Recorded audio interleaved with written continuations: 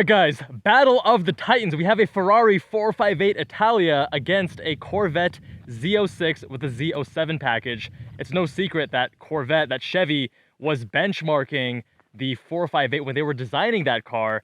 And today we're going to see how good of a job did they do. Is the Z06 essentially the newer version of the 458? Both of them are powered by flat plane, naturally aspirated V8s. Both have DCTs. This is a 7-speed, that's an 8-speed. Both have Magna-Ride suspension. Now, more specifically, the 458 is powered by a 4.5-liter V8, making 562 horsepower, 398 pound-feet of torque, with a 9,000 RPM rev limiter, which you guys are going to enjoy shortly, I promise you. That gives us 125 horsepower per liter. The Corvette Z06, very impressive, but that's 122 horsepower per liter in terms of specific output. The owner is combining the Japanese wheels with Italian supercar, Vogue TE37s wrapped in PS4S. Now the front section with stock OEM is 245 and 295, but he went 245 in the front and 305 in the rear. So adding 30 mils to the front. We're also lowered on Novatec springs. And with the current setup, we are going to be getting a little bit of rub from those front tires. We've got double wishbone suspension in the front, multi-link rear. ELSD comes standard, and these are rated at around 3,325 pounds, but owners weighing it are getting a little bit over 3,400. Getting into the interior, we have these optional factory carbon bucket seats, which actually have an adjustable rear support backrest, which is awesome. Normally when we think of carbon bucket, we think of fixed. This is a very desirable option. The owner was saying that that alone is going to boost the resale value on this vehicle. Both of these, the Z06 and the 458, similar current market value. 458s are around 160 to 200 depending on the mileage. And a Z06, realistically, you're going to be paying around 180K for one of those. So, very purpose-built interior, feels very special, very supercar.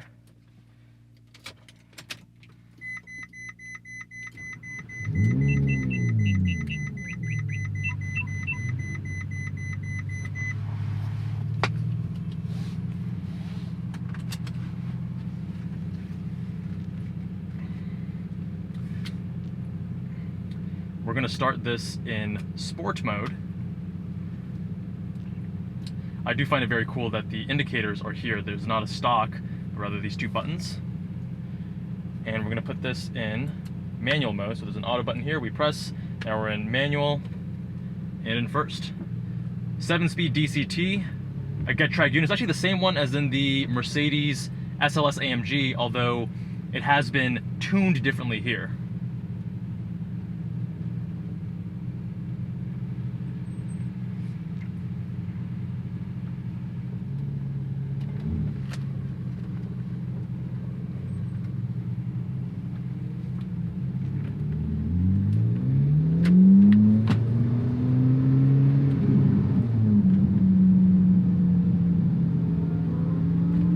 Oh, that thing sounds good.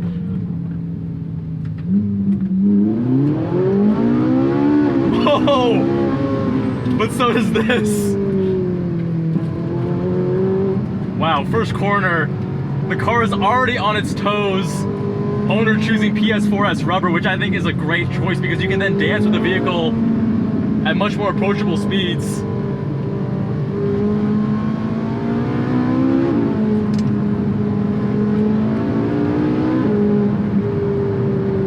Into race mode with that little Manatino switch.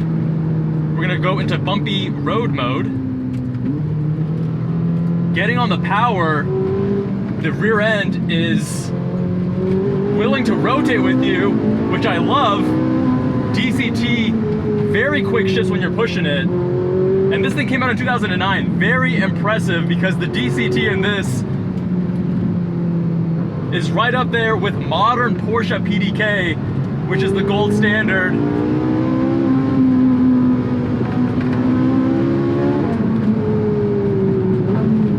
Oh, that engine note though, that induction note. Ferrari not feeling the need to overpower things with a really loud exhaust. They let that engine work its magic. Column mounted shifters, I found myself trying to go for an upshift there and missed it. So column mounted versus steering wheel mounted, very polarizing, but Ferrari does the column mounted. Steering in the car is quite fast, quite sharp. Wish it had a little bit more feedback though. It is a hydraulic assisted unit. Oh, that thing is amazing.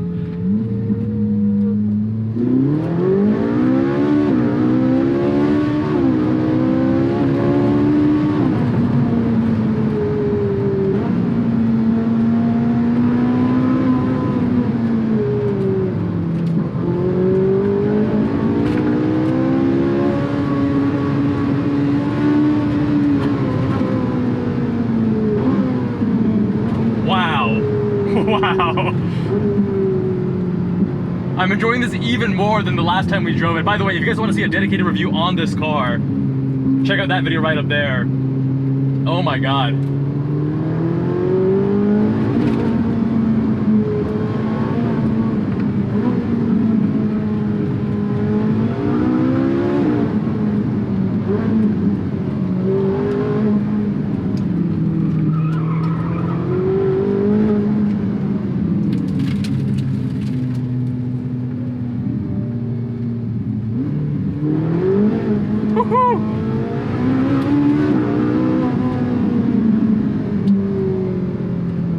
What a vehicle, dude. Amazing, amazing vehicle. Now, you'll notice a few things. The steering, the steering's the one thing that I think could be a little bit better about this vehicle. Everything else is so dialed in. Even the chassis is so communicative. You can tell this is not quite, you guys saw me review a 750S on the channel. It doesn't have that level of rigidity, but it's still a very, very stiff and rigid chassis. And the suspension is doing most of the work. And now that suspension, with these Magnerite dampers, magneto-rheological dampers, on a bumpy road like this, it is so impressive. This is the 2nd generation. That Corvette has the 4th generation, so we're gonna see if that's any better for Magnerite suspension. But my god, that engine is intoxicating.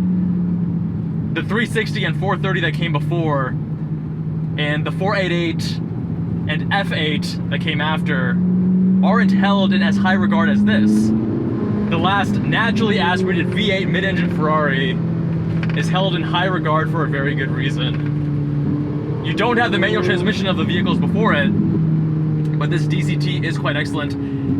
If I were to nitpick, I would say that the actual throws, the actuation of these paddles isn't as crisp as some more modern Porsches, as an example, or even that McLaren. But that's really just me nitpicking. This thing is, it's just so close to perfect.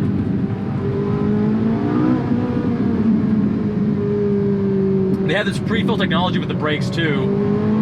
So the moment you get on the brakes, you're gonna feel a little bit of bite, and it's very progressive. At the very beginning of the brake travel, you're not gonna get as much stopping force as some modern vehicles. And then it requires a lot more force the further you go in, which actually feels great. It's a very high resolution, easy to modulate braking system. And I think newer cars, for whatever reason, maybe the added confidence that you feel, have a much firmer, much more immediate and less gradual build to the brake pedal. Dude, even the gauge cluster here, I mean, this car is such money. Back here to first.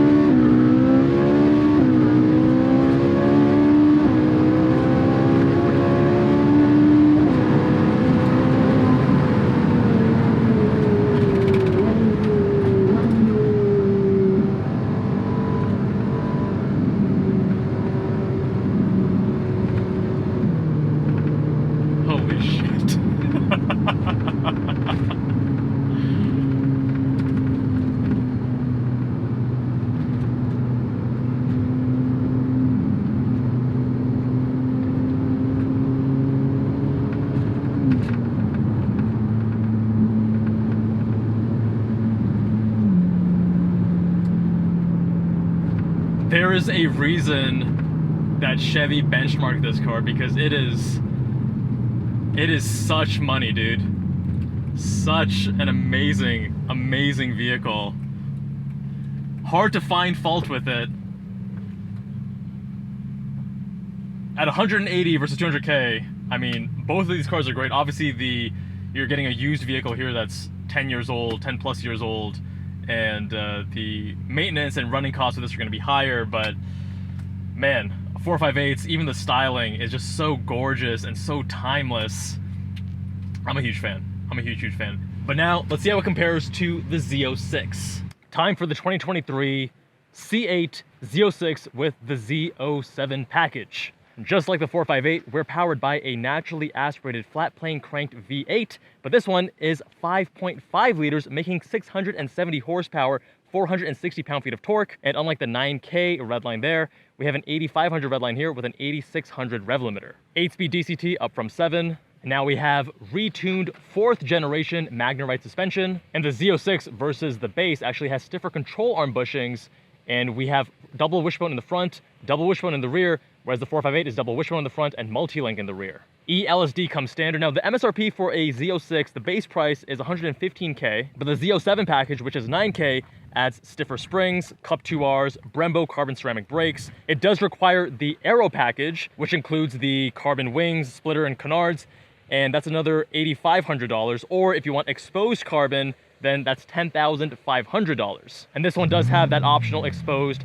carbon aero package, as you can see. The optional carbon fiber wheels, which this one does come optioned with, have been removed and replaced with these Apex 19-inch wheels. Normally it's 20 and 21, but this is just 19 all around. We've got 200 treadwear ExtremeContact Force in the front and 340 treadwear ExtremeContact Sport 2s in the rear. Camber is negative 2.9 degrees in the front and negative 2.4 in the rear. 0 to 60 in this is rated at 2.6 seconds, whereas the 458 is about 3.1 to 3.4, depending on which source you're citing. Oh my God. The engines of both these cars are just, in 2024, are just out of this world. All right, so very focused driver experience, although this very squared off steering wheel is highly polarizing. This ridge of buttons here, some people don't like. I'm personally a fan. We're gonna put this into Z mode, which is most aggressive everything. And we're gonna put this in manual as well.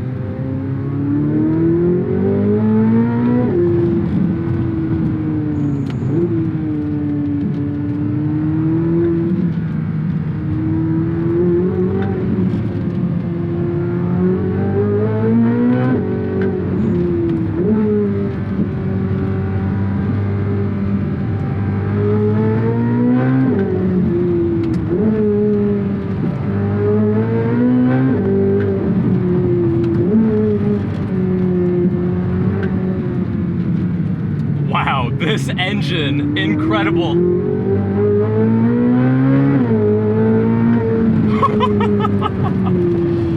Now the brakes have not been burnished, same as last time we drove this car.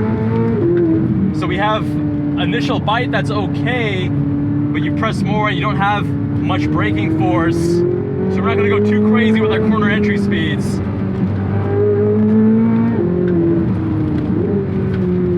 The car weighs around 3650-ish pounds, so a couple hundred more than the 458, but the 458 feels quite a bit smaller and lighter. Dimensionally, it's smaller in just about every dimension, but the weight difference feels larger than it probably actually is.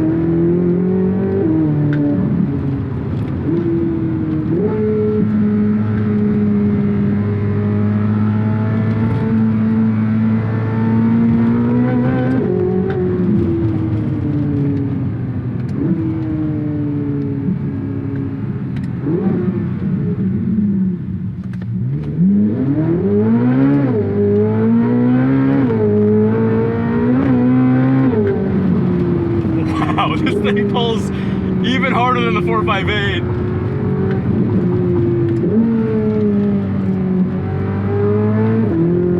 I cannot think of another naturally aspirated car that pulls this hard that I have driven. Wow.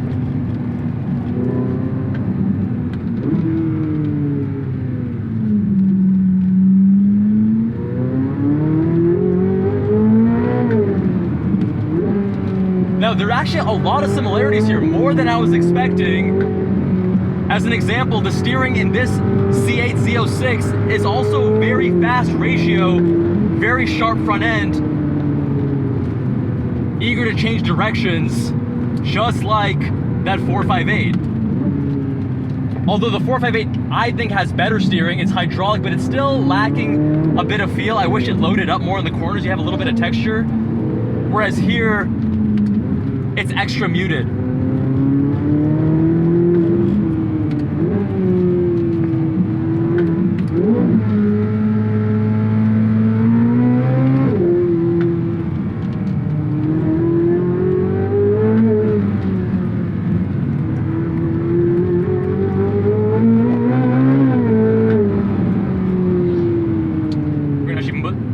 In the softer mode, the equivalent of our bumpy road mode.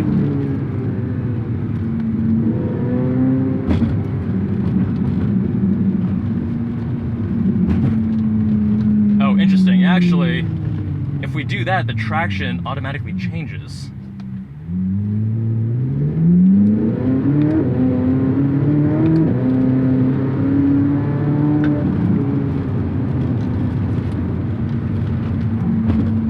One thing that I do love about this car, an advantage it has over the 458, is the multiple characteristics, multiple personalities. You get a greater change in character as you play around with these settings, with the suspension, the engine, etc., versus in that 458.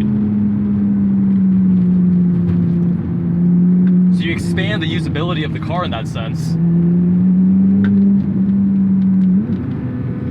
The sound in the cabin is definitely louder in this car than in the 458, but the actual tone, the way that it screams as you approach that red line, I want you guys to let me know with a comment down below which one you prefer. Even the paddles on the car are actually somewhat similar to the 458. Both carbon fiber and both have a longer throw and not as crisp of an actuation.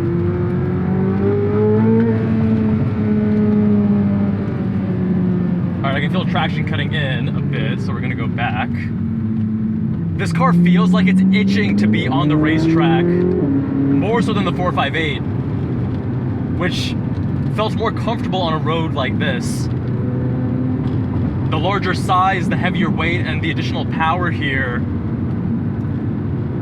definitely makes me feel that this needs a different kind of road to really thrive. Even on this road though, it is an amazing experience. It is a handful and quite enjoyable.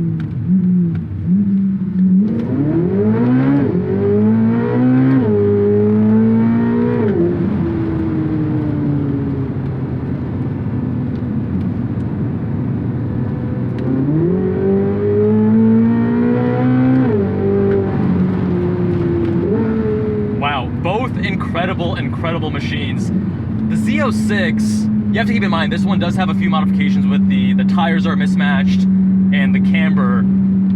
The first time I drove it, the dartiness of the front end and the brakes were throwing me off a bit, as well as the steering. But now comparing to the 458 and getting more used to the vehicle, because there is always a learning curve to vehicles, some steeper than others, I can now appreciate that this actually is very close to the 458 in a lot of ways.